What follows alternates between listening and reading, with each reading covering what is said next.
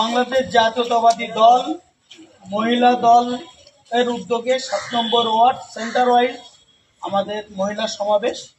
সেই সমাবেশ উপলক্ষে টিবি ক্লিনিকের মোড়ে আমাদের শুক্রবার বিকাল 4টায় মহিলা সমাবেশ।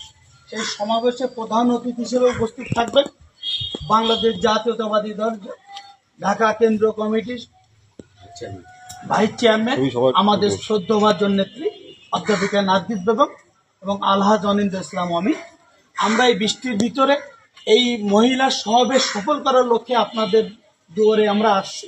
আপনারা 3:30টার ভিতরে সকলের যারা মা বোন আমাদের পরিচিত ভাই বোনেরা যারা আছে সকলকে সাথে করে নিয়ে আমরা যেহেতু বাংলাদেশ জাতীয়তাবাদী দলের সাথে নিবেদিত ধানের শীষের লোক এই বৃষ্টি মাথায় আপনাদের কাছে আসছে।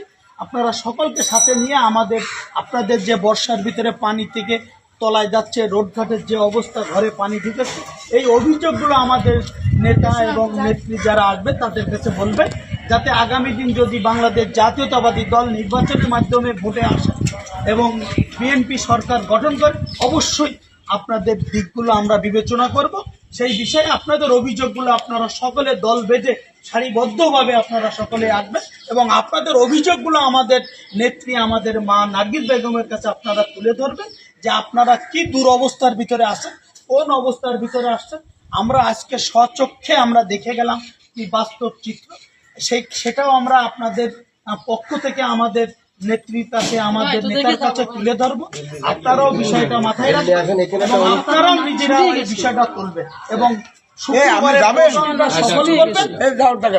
প্রোগ্রামটা সফল করার লক্ষ্যে আপনারা সকলে 3:30টার ভিতরে দল বেঁধে আমাদের প্রোগ্রামে হাজির করবেন। এই দাওয়াত দিতেই আমরা এই বৃষ্টি মাথায় আপনাদের দুয়ারে আসছি। যদি আপনার কোনো অভিযোগ আমার এই মহল্লার লোকজন বাবা ইনশাআল্লাহ।